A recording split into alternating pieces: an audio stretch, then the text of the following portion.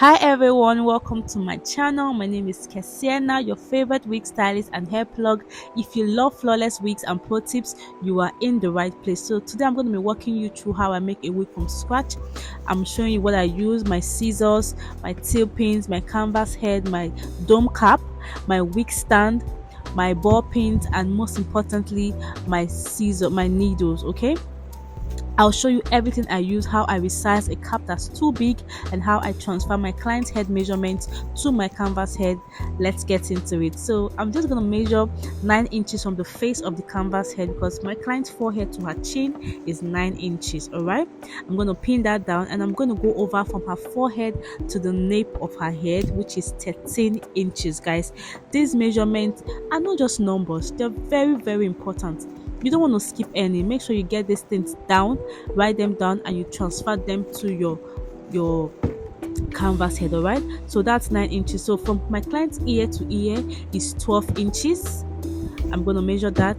Then my client's from her across her forehead is 14 inches. Okay, I'm going to make sure I pin these measurements down, just because I don't want it to move or shift and give me inaccurate measurements at the end of the day, because these measurements are the foundation of you getting a flawless snug fit cap. It's very important. All right, so at the back of my client on my canvas head is I'm going to measure my client's nape, which is actually 5 on the measuring tape. All right, now to get the middle, I'll fold the tape in two, from 1 inches to 5 to give me the middle, which is 2.5. I'll pin the 2.5 in the middle. All right, then I'm going to stretch my cap from 1 down to 5, and I'm going to pin it down. It's very important. Make sure you pause, play, and repeat, and make sure you get this step very well, because at the back of your client's wig, you don't want it having extra space, so it doesn't look fit. Or you want it to sit on the back of her head comfortably and it's snug fit. So I'm just going to pull my cap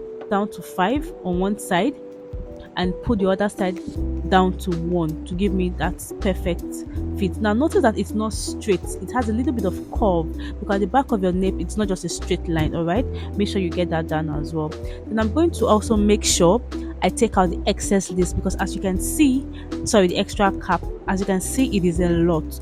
You don't want to stitch your wig down on it, your bundles, because it's going to make it tacky. It's not going to fit, it's going to have bumps. So you want to make sure you take out the extra or the excess cap of your dome cap, all right, to give it that flawless finish.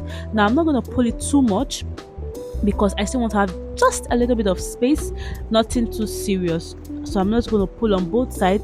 I'm going to do like the different ways of resizing your cap, but this particular one, I'm just going to use a very slight, let's say like a U shape, from one edge of the cap down to the nape and down to the other edge of the cap.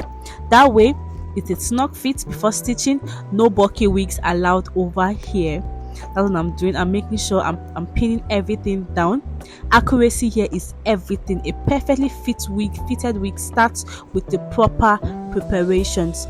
Once that is done, I'll get down, stitch my cap down, and I get into wigging. So make sure you follow, you like, and leave more comments for me, and I'll be back with more tips to show you guys. If you like this video, please subscribe, please comment, and leave a love for me, a like for me. I'll be back to show you guys more. You don't want to miss it. Bye. I love you.